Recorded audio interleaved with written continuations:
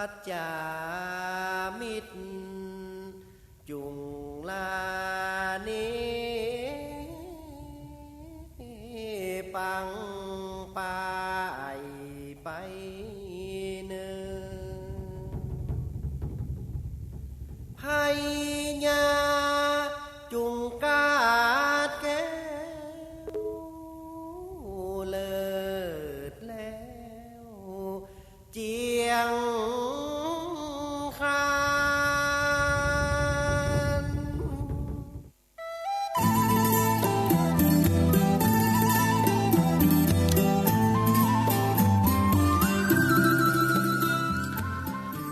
ขอนอบน้อมเอากุลพระแก้วเจ้าดังสามประการอันมีพระพุทธพระธรรม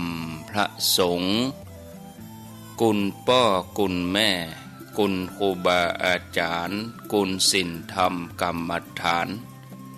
จงมาปกห่มรักษาครูบาอาจารย์พระเจ้าพระสงฆ์ทุกรูปปกห่มรักษาปออกไม่ออกศรัทธาตั้นสาธุชนคนดีผู้สนใจใฝ่ในธรรมทุกท่านขอถวายความเคารพแสดงความนับถือพระมหาเถระพระเถรานุเถระเจ้าคณะพระสังฆาธิการครูบาอาจารย์เจ้าที่เปิดวิทยุฟังอยู่ที่วัดที่ว่าเวลานี้เจริญพรศรัทธาญาติโยมท่านสาธุชนคนดีปู่วิแม่วินักศีลนักบุญเท่าแก่น้อยใจยิ่งตั้งหลายทุกท่านธรรมะสวัสดีสวัสดียามเจ้าญาติโยมท่านผู้ฟังทั้งหลายยินดีต้อนรับ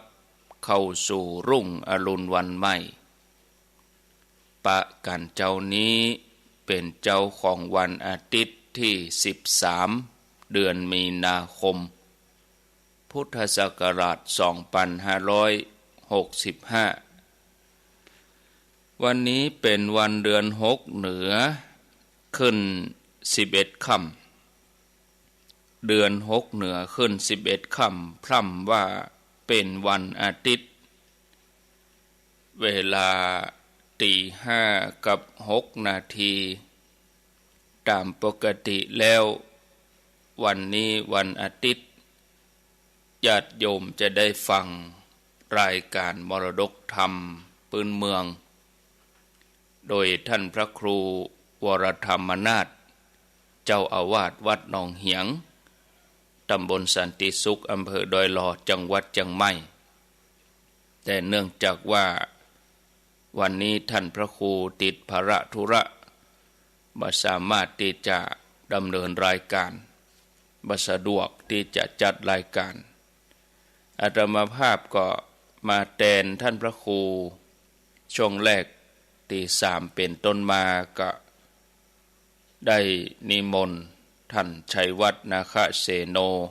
หรือว่าตุลุงยองได้ทำหน้าที่ตั้งแต่3จนถึง5อาตมาภาพก็มาปะศรัทธาญาติโยมท่านทั้งหลายก็ใจชื่อรายการว่าเสียงธรรมแสงอรุณห้องกันลุกปุ๊กกันตื่นลุกเจ้าตื่นตัวเจ้าบัวกาบหันเยื่องนาพังพร้อมลูกขวายบ่ตันหนตางกีดกอม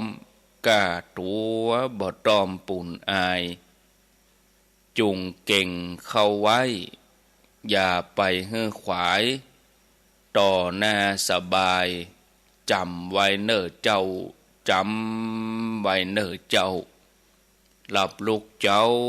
กินพักดังป่ายหลับลูกขวายกินพักดังเกาลูกเจ้าได้หลายลูกขวายได้น้อยหลับลูกเจ้าเป็นเจ้าดังหลายหลับลูกขวาย ป่าเฮอลูกหลานเป็นหนี้เป็นค่าเน้อตื่นมาเหี่ยเน้อลุกมาเหี่ยเน้อลุกเน้อลุกเน้อลุกลุกลุกลุกลุกตื่นตื่นตื่นตื่นตื่นตื่นได้แล้วลุกได้แล้วญาติโยมท่านทั้งหลายปะกันแล้วบ่เฮอได้ขาดแคลวเสียเวลาก่อนที่จะเข้าสู่ธรรมะขอเล่านิทานเป็นเบื้องต้นสัก2 เรื่องแล้วก็มาธรรมะคือกับศรัทธาญาติโยมทั้งหลายเรื่องแรกนี่นำเสนอเรื่องที่ชื่อว่าหอกกับโล่หอกนี่เป็นอาวุธชนิดหนึ่งสำหรับใช้เอาปุ่งไปทางหน้าเอาแตงก็ได้เป็นหอกยาวยาวเหมือนฉมวกเหมือนปัดตักปลายแหลมนี่ตีกำมันยาวอันนี้ห้องว่าหอกเอาไว้แตงโล่นี่เอาไว้ป้องกันเวลานักรบเปิ้นออกสงครามทำการสู้รบในสมัยโบราณเปิ้นก็จะมีโล่ไว้เวลาฆ่าศึก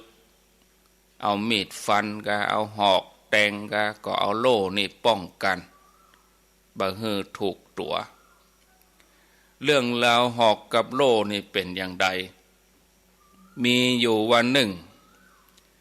ช่างทำอาวุธคนหนึ่งในแคว้นชูอันนี้คงจะเป็นประเทศจีนช่างคนนี้ก็เอาหอกกับโล่ไปขายในกาดหอกแล้วก็โล่ของเขาทำขึ้นอย่างดีตีอย่างประณีตฝีมือการตีเล็กแปลงหอกแปลงโล่ของเขานี่บักการไผ่ฉะนั้นบ่เมินบ่นานบ่กองเอาโล่กับหอกนี่ไปวางขายที่กาดปรากฏว่าคนก็มันลุ่มเพราะว่าพอแล้วนี่เข้าท่าดีเขาก็หยิบหอกขึ้นมาแล้วก็โฆษณาบอกให้คนว่ามาเน้อหอกเล็กอย่างดีหอกของข้านี่เป็นหอกที่คมที่สุดในแผ่นดินบ่มีอันยังที่มันจะแทงแล้วบัดทะลุไผซื้อไปในครอบครัว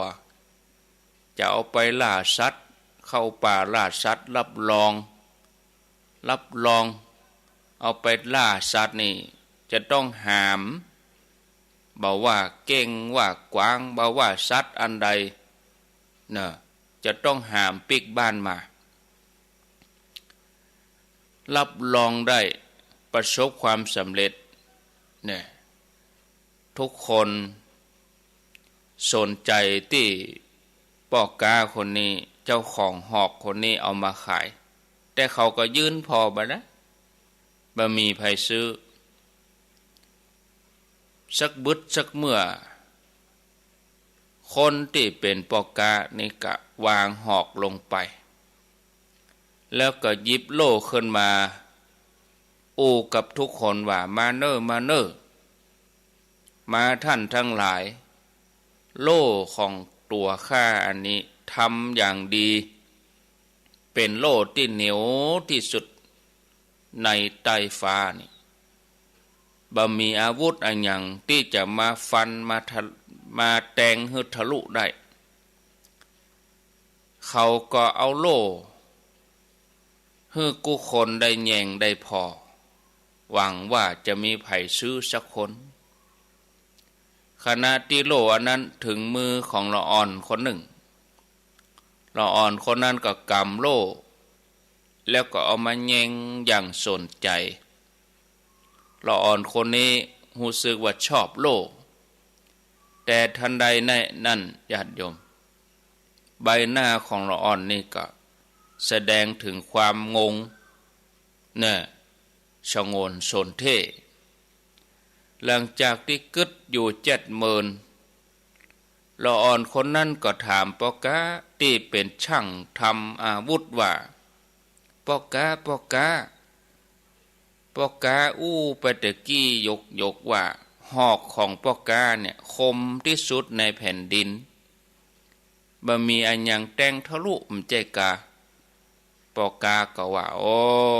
ก็แม่นแล้วกายน้อยบ่ผิด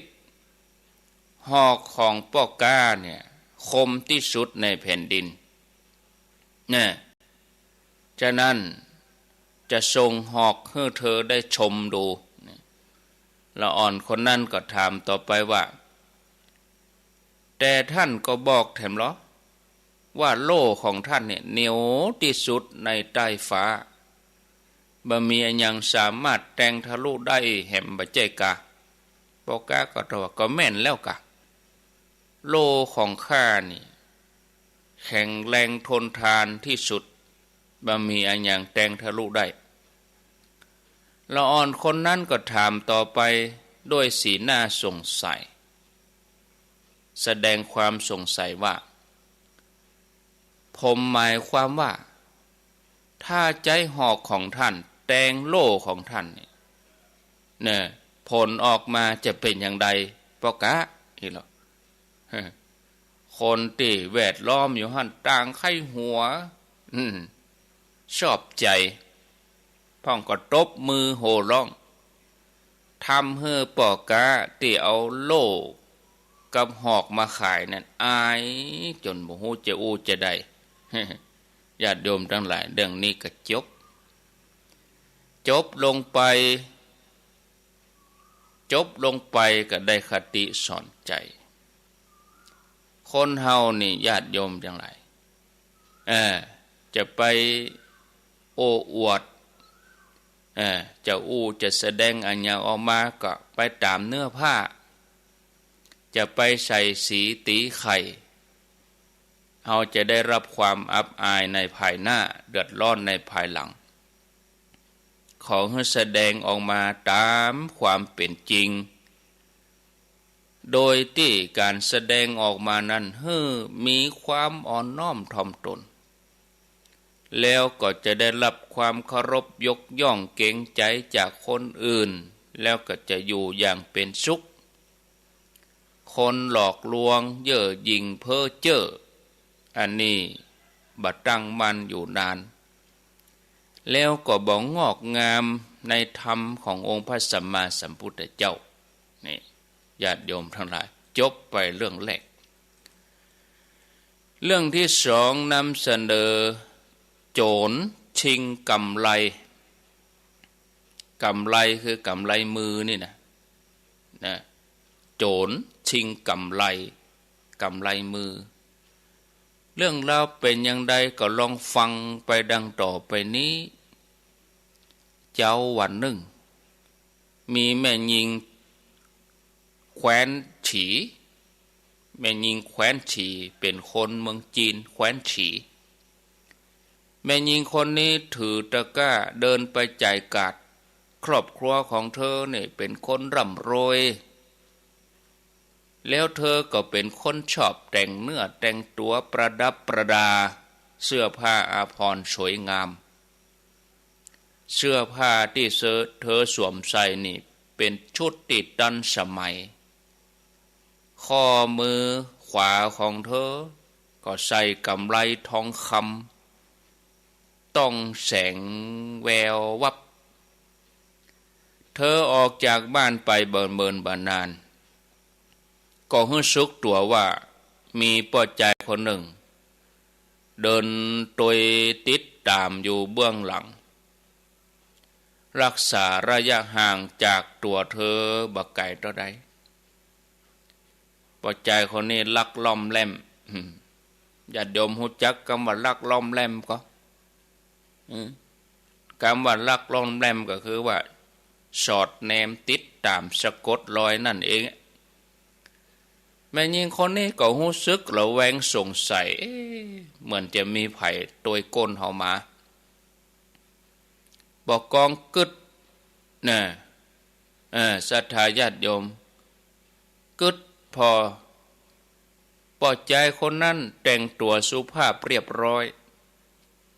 ทำทีทำท่าเป็นสุภาพบุรุษบ่เหมือนคนโจรบ่เหมือนคนห้ายบ่เหมือนคนบ่ดีทำตัวดีนะฉะนั้นก็เลยบ่ได้เอะใจบ่ได้กึดอันใดเมื่อตัวเธอเดินเกือบไปถึงตลาดไปถึงกาดแล้ว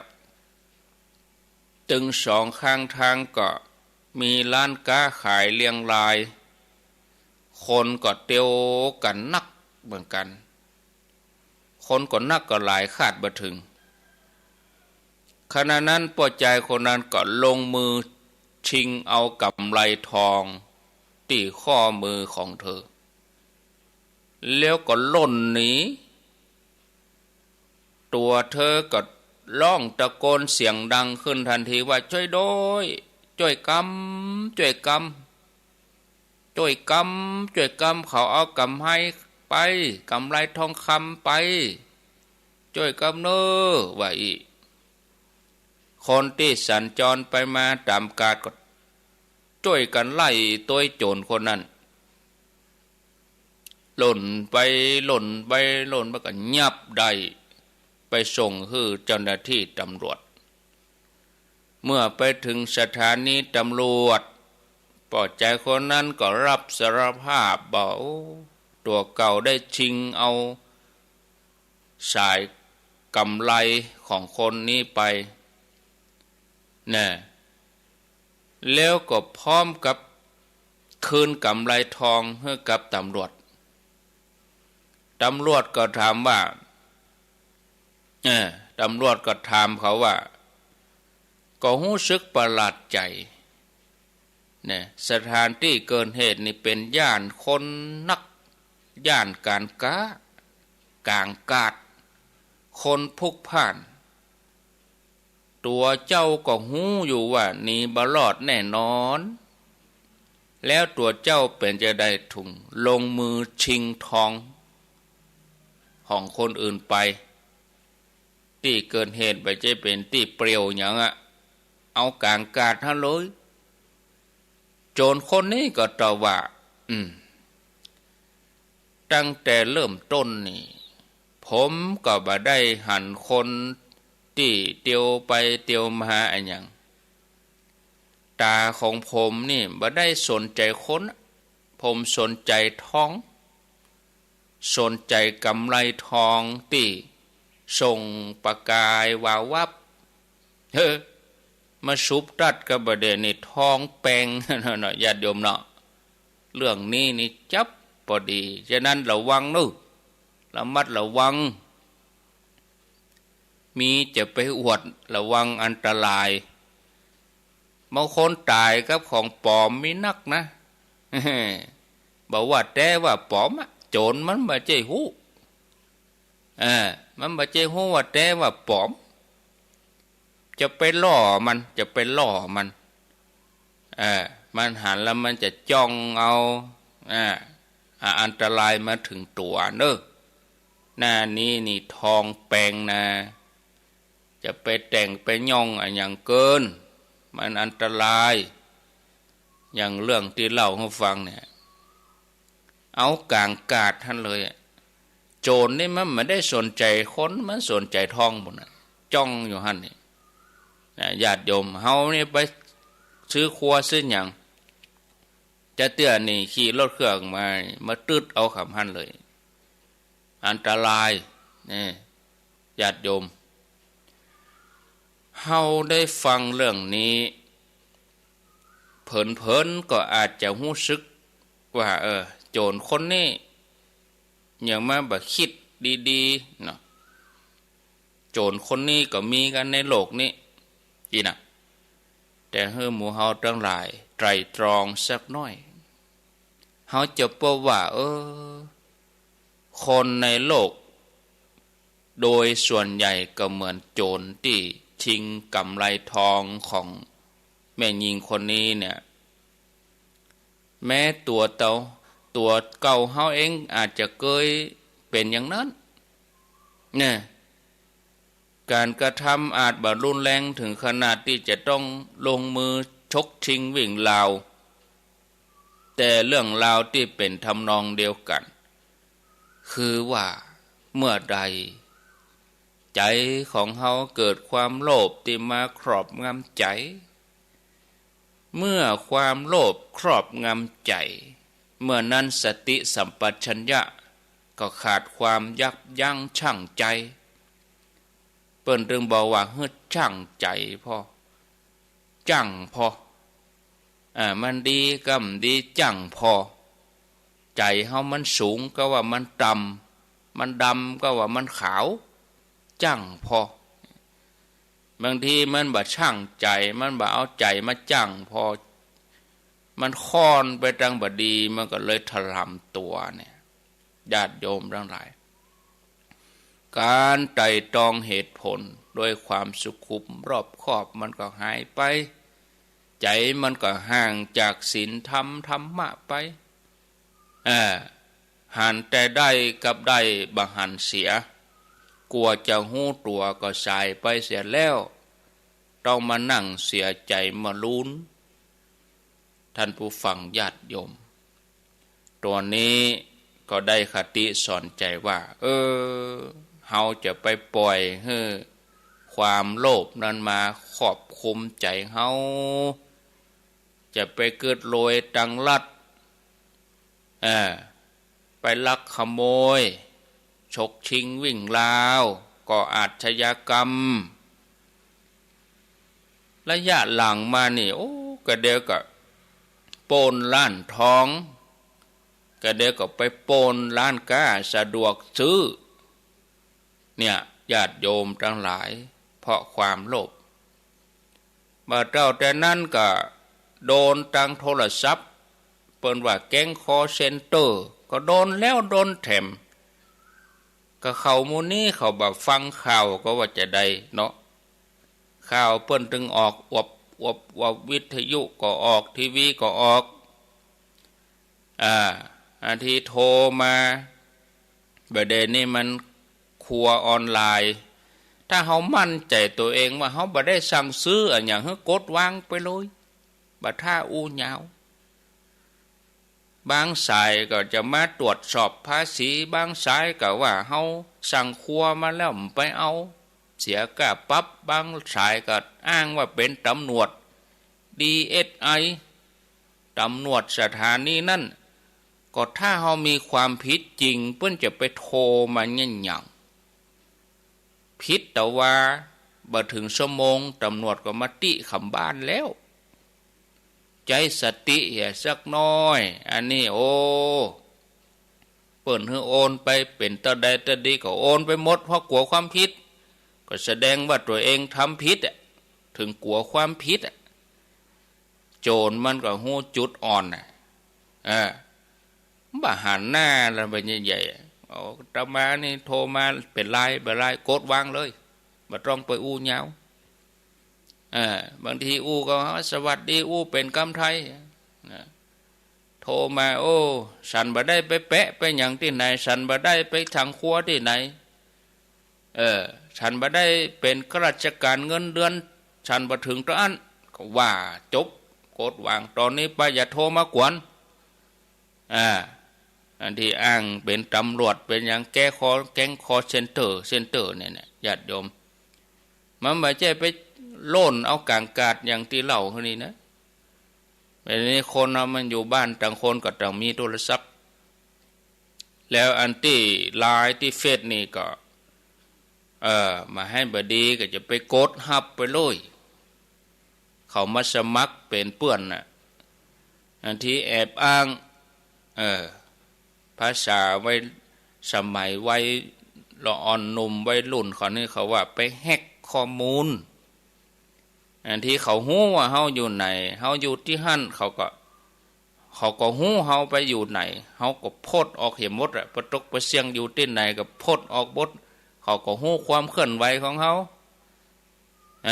บางทีเฮาไปซื้อนั่นซื้อนี่เอามาโพสต์ออกเอาล่ะ หมู่นี้มันได้ช่องได้ห้อมนะญาติโยมทั้งหลายโดนไปหลายลายบางทีก็แฮกข้อมูลแล้วก็ไปพิมพ์ข้อความขอโอนมาให้กรรมอย่างนั้นอย่างนี้อันถ้าเขาบ่มั่นใจเขาโทรไปเลยโทรไปหาเจ้าตัวเนี่ยอันนี้เป็นข้อความของคุณแม่นก็ถ้าบ่ใจก็แสดงว่าโดนปลอมเนี่ยนี่เป็นว่าช่อโกงแล้วคนเหล่านี้นี่โอ้ทำความผิดซ้ำแล้วซ้ำแถมบ่งดบ่เสี่ยงสักเตือเนาะญาติโยมก็มีข่าวออกบ่เว้นแต่ละวันนี่โอ้ญาติโยมทั้งหลายยินดีในสิ่งที่เฮามียินดีในสิ่งที่เฮาได้ด้วยน้ำพักน้ำแรงของเฮาแล้วก็ต้องยินดีในความถูกต้องสุขกายสบายใจดีนะอันยังบ่ดีจะบ่เกิดขึ้นกับเฮาศรัทธาญาติโยมท่านผู้ฟังเนาะได้เล่าเรื่องมาเพื่อจะเตือนสติปัญญาให้ศรัทธาญาติโยมทั้งหลายผสมกันไปเรื่องราววันนี้มาแทนเปิ้นเนาะแทนท่านพระครูวรธรรมนาถต่อทื่อแถมน้อยหนึ่งญาติโยมต่อทื่อแถมน้อยหนึ่งต่อเรื่องอย่างเรื่องเจ้าพุทธเฮาจงต้องเชื่อโดยปัญญาศรัทธาเกินปัญญาก็ย่อนปัญญามีนักศรัทธาก็บ่มีอีหมะเปิ้นฮือเสมอกันศรัทธาเกินก็สัลละศรัทธาแบบบ่พิจารณานะญาติโยมทั้งหลายเฮามีชีวิตอยู่มาได้ถึงประเด็นนี้ก็นับว่าเป็นบุญสำหรับเฮาท่านทั้งหลายเฮาควรจะใจโอกาสที่เหลืออยู่เนี่ยมาปฏิบัติบำเพ็ญกุศลให้เต็มกำลังความสามารถโดยที่บ่ปล่อยโอกาสอันนี้ให้ล่วงเลยไปแล้วทำให้เฮาเนี่ยจะเกิดความสุขกายสุขใจญาติโยมเมื่อเฮาย้อนปิกไปเมื่อ 2,500 กว่าปีที่ผ่านมาองค์สมเด็จพระสัมมาสัมพุทธเจ้าพระองค์ภาคเพียรอย่างนักในการที่จะตรัสรู้เป็นพระสัมมาสัมพุทธเจ้าพระองค์มีความเพียรทุกข์ทรมานแสนสาหัสในการที่แสวงหาทางตรัสรู้เสาะหาครูบาอาจารย์ปั่มเป่งทำมาหมดกูอย่างทำมาถึง6 ปีทรมานร่างกายบ่กินข้าวบ่ยังยากลำบากนี่ศรัทธาญาติโยมกลัวจะได้การตรัสรู้เป็นพระพุทธเจ้าแล้วก็เอาหลักธรรมแก่นแท้มาเผยแผ่ให้เฮาทั้งหลายตลอดระยะเวลา45 ปีนับตั้งแต่พระองค์ตรัสรู้พระองค์แทบบ่มีวันได้พักผ่อนเที่ยวจาริกไปเผยแผ่โดยมหากรุณาธิคุณต่อสรรพสัตว์ทั้งหลายอันหาที่สุดได้การแสดงธรรมประกาศพระศาสนา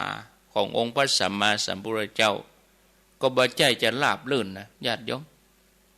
มีอุปสรรคตลอดบางครั้งก็โดนปองร้ายใส่ร้ายหลอบปงพระชนนี่บางทีก็ถูกใส่ร้ายถูกกล่าวหาใส่ร้ายป้ายสีจากคนที่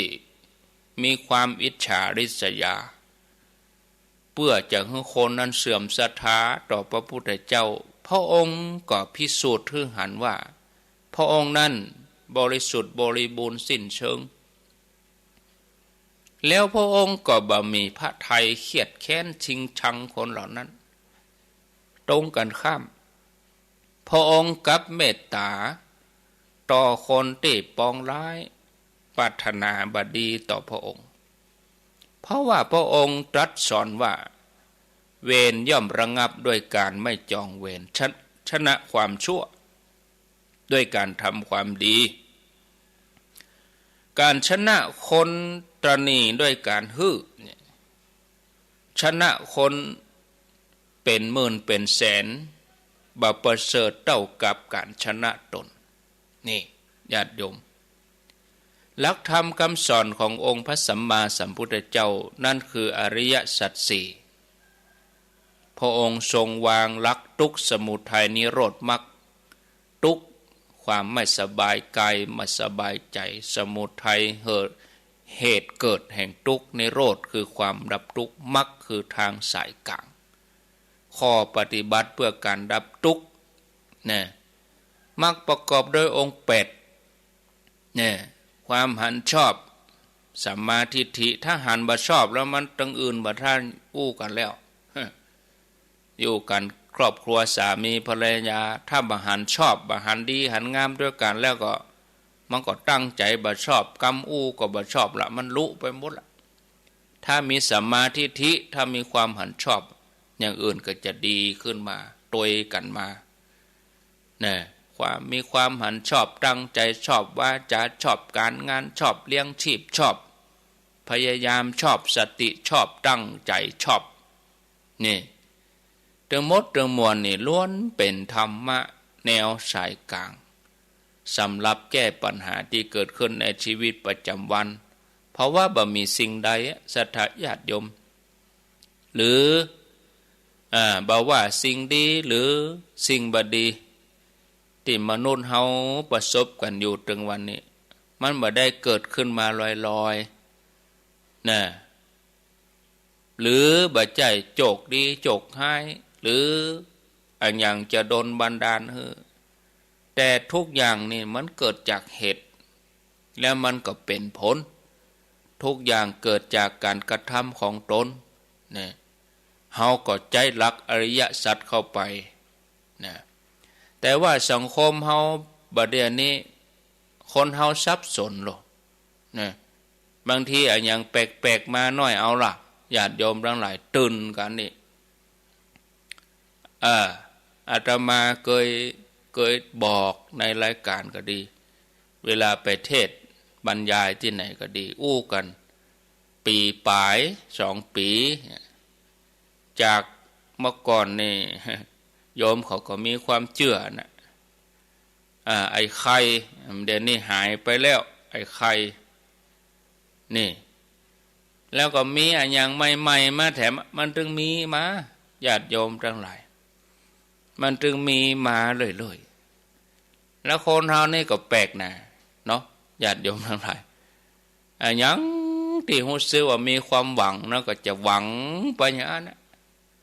โอ้เป็นจะได้บ่ใจบาใจแหงตัวเองลืมคำสอนของพระพุทธเจ้าไปเหียนี่ญาติโยมเนี่ย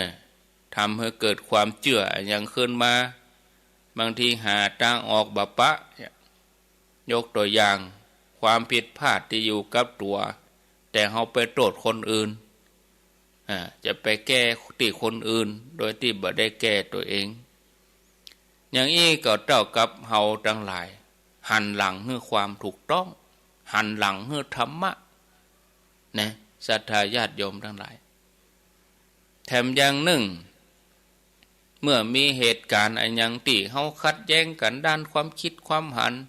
กับการกระทำบางอย่างบางประการบางทีจะนำไปสู่ความรุนแรงนำไปสู่ความแตกแยกบางทีก็จะมีกรรมทำนายทายทักออกมาเอาง่ายๆอย่างขอโทษนะญาติโยมเนาะเมื่อละอ่อน13คนไปหลงทำนางนอนก็มีออกมาเอาละมีหมอดูมีหมอเดามีปัสออกมาเจ้าทรงออกมาอันนี้เหมือนกันแตงโมนี่เหมือนกันข่าวคุณแตงโมนี่ก็เหมือนกันมันถึงออกมาหรอเนี่ยญาติโยมทั้งหลายว่ากันไปหลายอย่างทำนายทายทักออกมาต่างดีพ่องต่างบ่ดีพ่องแต่ว่าต่างบ่ดีเนี่ยมีนักทำให้คนเฮาที่ตัวตามข่าวตื่นตระหนกตกใจไปต่างๆนานาพ่องก็ว่า ดวงเมืองบ่ดีเนี่ยศรัทธาญาติโยมโอ้กี่คำทำนายแล้วที่โยนความผิดให้กับดวงเมืองเนี่ยเขาก็แค่ถามว่าดวงเมืองนี่ไปเนี่ยอันอย่างฮือเขาดวงเมืองก็คือดวงเฮากะท่านผู้ฟังญาติโยมเมืองตึงเมืองเปิ้นก็อยู่ของเปิ้นบ่ได้แต่มนุษย์เฮานี่ไปวุ่นวายกับเปิ้นเมืองเชียงใหม่เปิ้นก็อยู่ของเปิ้นเฮาว่าดวงเมืองบ่ดีก็เมืองมันบ่ใช่คนมันบ่ใช่มีชีวิตมันจะไปทำกรรมมาหยังคนเฮานี่ก็ไปทำกรรมไปสร้างการกระทำนะญาติโยมทั้งหลายเรื่องที่บดีทั้งหลายก็มนุษย์เฮานี่แหละทำขึ้นมาดวงเมืองเพิ่นจะไปเนี่ยอันหยังฮือหั่นดวงเมืองก็มีกะกำแพงเมืองมีกะดิน มีกะตึกมีกะรถนั่นน่ะกะที่เฮาอาศัยอยู่ถึงวันนี้มันก็เป็นบุญกะที่เฮาได้อาศัยเปิ้นอาศัยแผ่นดินอาศัยต้นไม้เนี่ยมนุษย์เฮาไปลูกหลานเปิ้นนี่ที่อากาศมันร้อนวิปริตกันก็เพราะมนุษย์เฮานี่ไปลูกหลานไปเบียดเบียนธรรมชาติไปสร้างมลพิษแล้วเฮาจะมาสืบชะตาเมืองเฮามาแก้ดวงเมืองก็เป็นจะได้แต่บักแก้ที่มนุษย์นี้เนาะญาติโยมอันนี้นะเนี่ยเฮาคิดแบบ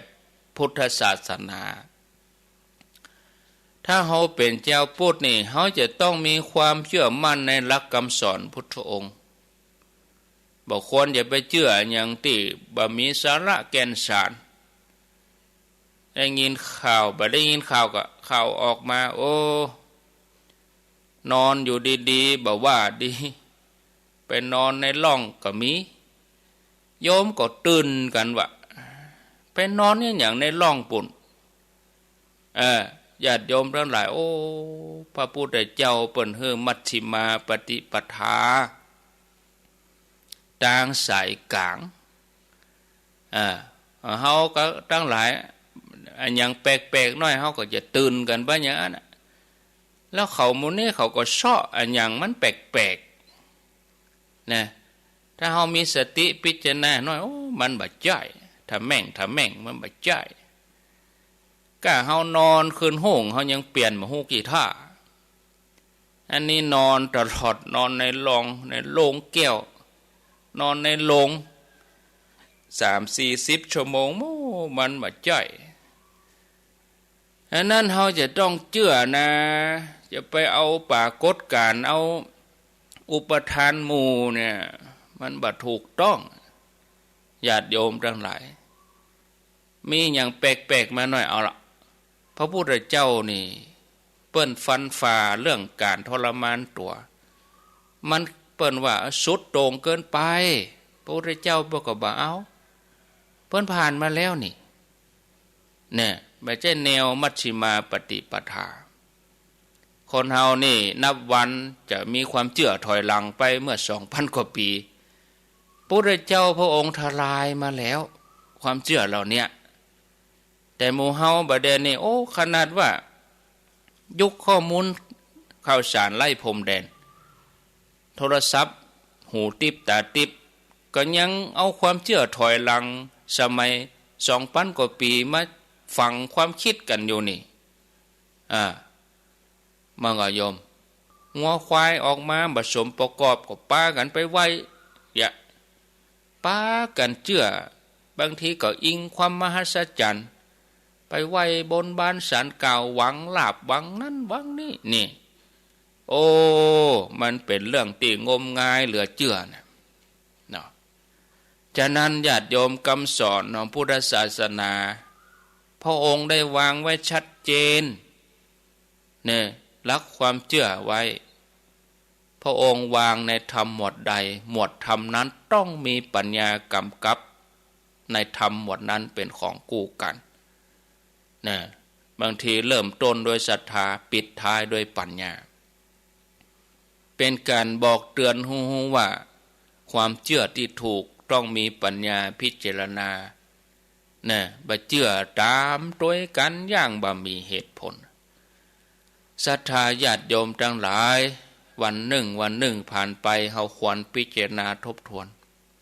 เฮามีความเชื่อตรงตามหลักที่องค์พระสัมมาสัมพุทธเจ้าทางด้านพุทธศาสนาเปิ้นสอนก็ประพฤติตามหลักของพุทธศาสนาแล้วการที่เฮาท่านทั้งหลายจะสนใจปฏิบัติธรรมเฮาต้องปฏิบัติโดยตัวเองจะไปหวังเปิ่งให้คนอื่นปฏิบัติและแผ่ให้เฮาบ่ใจเน้อให้คนอื่นไปทรมานร่างกายแล้วจะแผ่บุญให้เฮาเนี่ยโอ้ปากันเข้าป่าเข้าโคไปติอเนี่ยมันบ่ใช่ทางสำเร็จนะมันบ่มีเหตุไม่มีผลญาติโยมท่านทั้งหลายเฮาทั้งหลายจะเข้าใจธรรมะเฮาต้องปฏิบัติด้วยตัวเองแล้วก็จะเป็นปัจจตังรู้ได้เฉพาะตนแล้วเฮาก็จะได้ช่วยกันสืบต่ออายุพระพุทธศาสนาแต่ถ้าปฏิบัติกันไปอย่างนั้นมันก็ป้ากันเข้าป่าเข้าโคไปทิๆดำเนินชีวิตด้วยความประมาทนะพระองค์ได้เตือนไว้เป็นปัจฉิมโอวาทไว้ดูก่อนภิกษุทั้งหลายสังขารทั้งหลายมีความเสื่อมไปเป็นธรรมดาจงยังประโยชน์ตนประโยชน์ผู้อื่นให้ถึงพร้อมโดยความบ่ประมาทอย่ามันเด่นนี่เอาประมาทกันนี้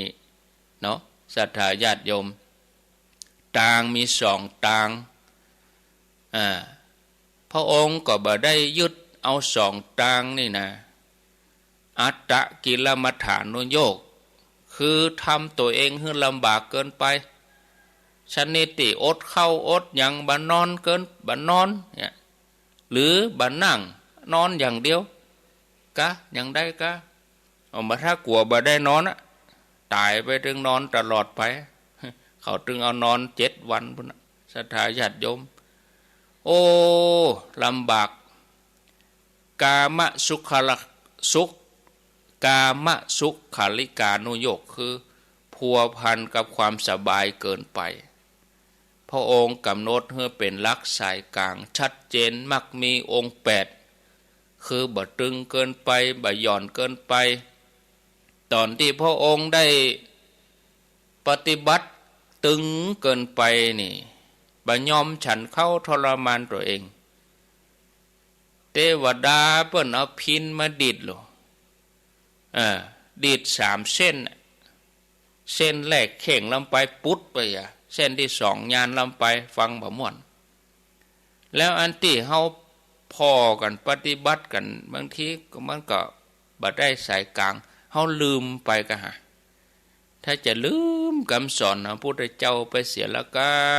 ศีลสมาธิปัญญานี่เนาะมัชฌิมาปฏิปทานี่หมายถึงทางสายกลางปฏิบัติให้ถูกต้องตามหลักสัจธรรมเนี่ยหลักสัจธรรมเป็นทางสายกลางก็คือมัชเฉนธรรมคือความสมดุลนะมัชฌิมาปฏิปทาแปลว่าทางสายกลางหมายถึงการปฏิบัติที่บ่สุดโต่งไปทางใดทางหนึ่งเกินไปเป็นก็มุ่งใจปัญญาในการแก้ปัญหาแล้วก็บ่ยึดถือในเรื่องของความงมงาย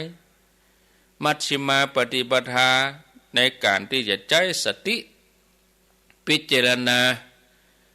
สร้างความสมดุลระหว่างศรัทธากับปัญญาสติอยู่ระหว่างกลางระหว่างอารมณ์ระหว่างเหตุผลถ้าความคิดเปรียบกับน้ำที่มันไหลสมาธิเปรียบกับน้ำไหลที่น้ำมันนิ่งสติจะเป็นน้ำไหลนิ่งสติเป็นทางสายกลางทางจิตวิญญาณมัชฌิมาปฏิปทาทางสายกลางหมายถึงความสมดุลเหมาะสมความเสมอความพอดีเป็นความประสานสอดคล้องกันระหว่างข้อปฏิบัติต่างๆที่มาประชุมรวมกันข้อปฏิบัติต่างๆในพุทธศาสนาคือสมถะนั่นคือความสมดุลนะเป็นความพอดีเป็นชื่อห้องสติแถมอย่างหนึ่ง อย่างความสมดุลระหว่างวิริยะกับสมาธิความพอดีระหว่างศรัทธากับปัญญาโดยมีสติเป็นตัวควบคุมมัชฌิมาปฏิปทาใจในที่นี้ก็คือใจรู้จักประมาณคำว่ารู้จักประมาณคือมัตตัญญูตารู้จักพอดีในการปฏิบัติโดยทั่วไปรู้จักพอดีนี่เป็นหลักกลางๆจะกินก็รู้จักประมาณนะรู้จักพอดีในอาหารจะรับประทานอาหารจะกินอะไรยังถ้ามันแบบพอดีถ้ามันเกินพอดีมันก็เกิดโทษแก่ร่างกายแทนที่จะได้สุขภาพได้กำลังอาจจะเสียสุขภาพไปบางทีก็บั่นทอนให้ตัวเองกำลังอ่อนแอเกิดโรคฉะนั้นญาติโยมพระองค์เปิ้นก็มุ่งสอนให้รู้จักประมาณนะ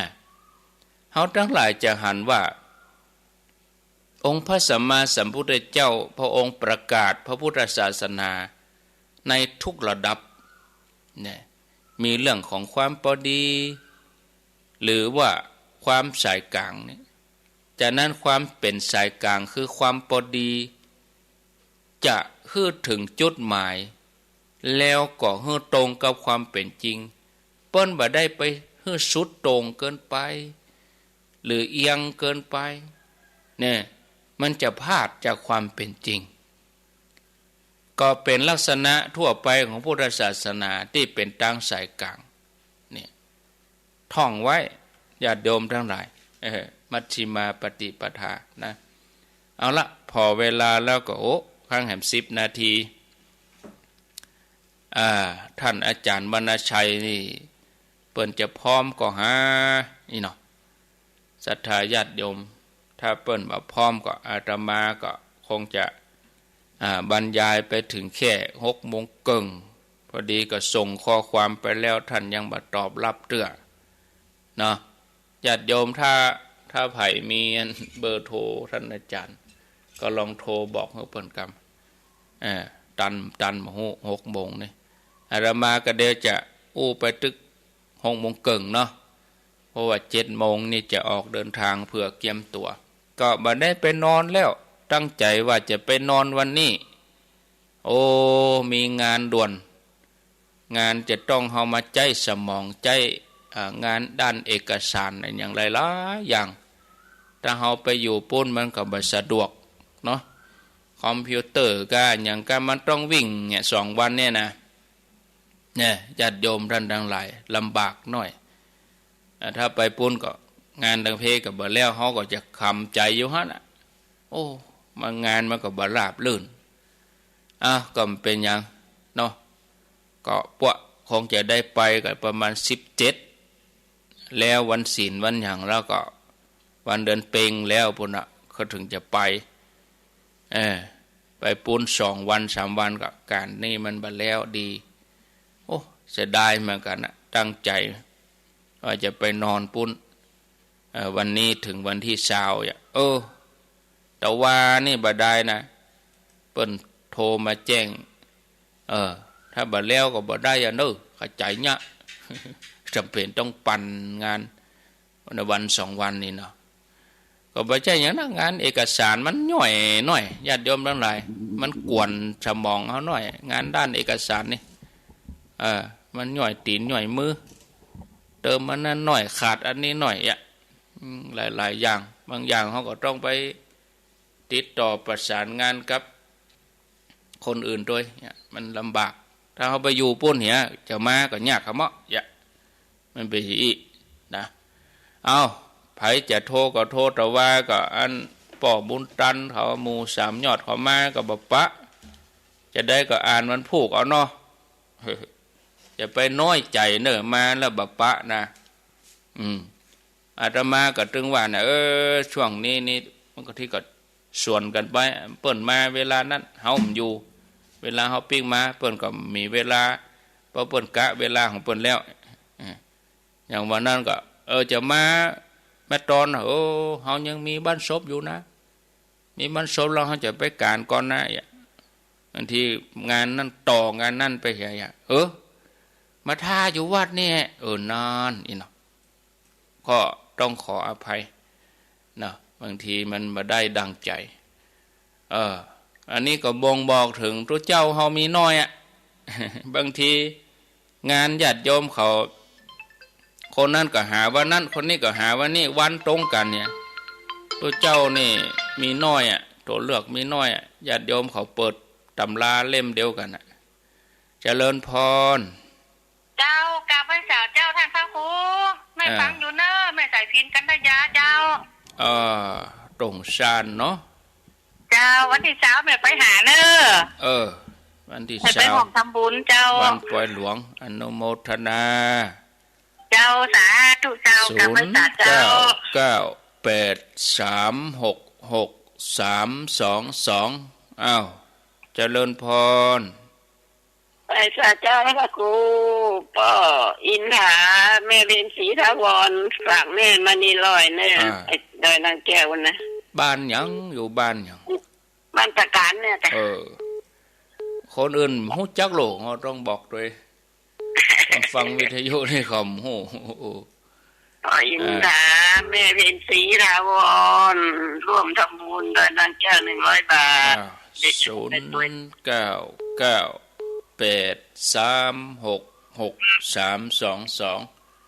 เจริญพรไหว้จ้าเจ้า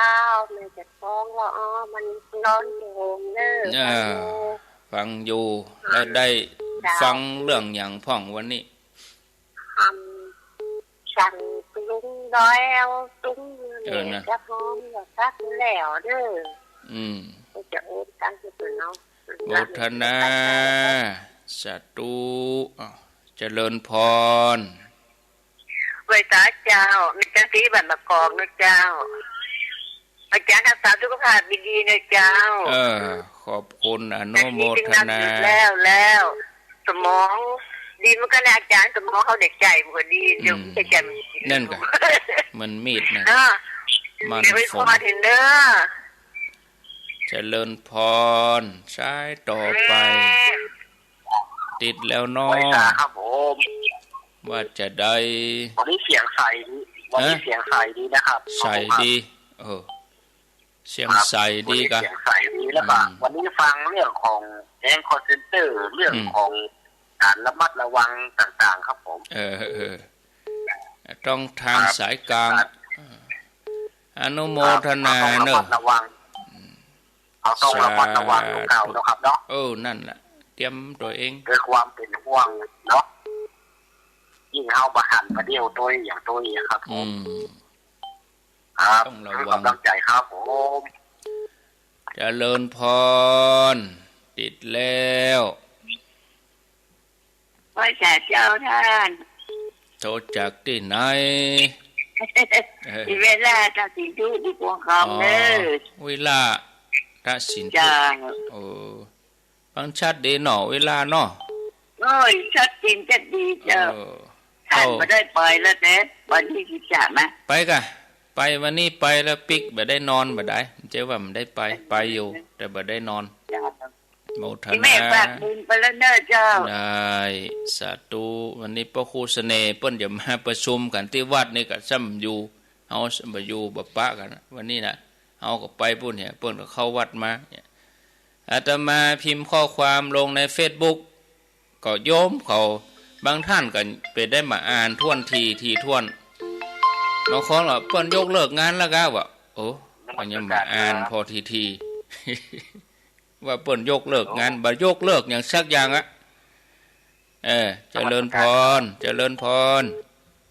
ครับถามว่าวันที่19นี่รับเหรียญได้เลยมั้งครับตามนั้นครับผมโอเคนั่นครับขอบคุณสาธุ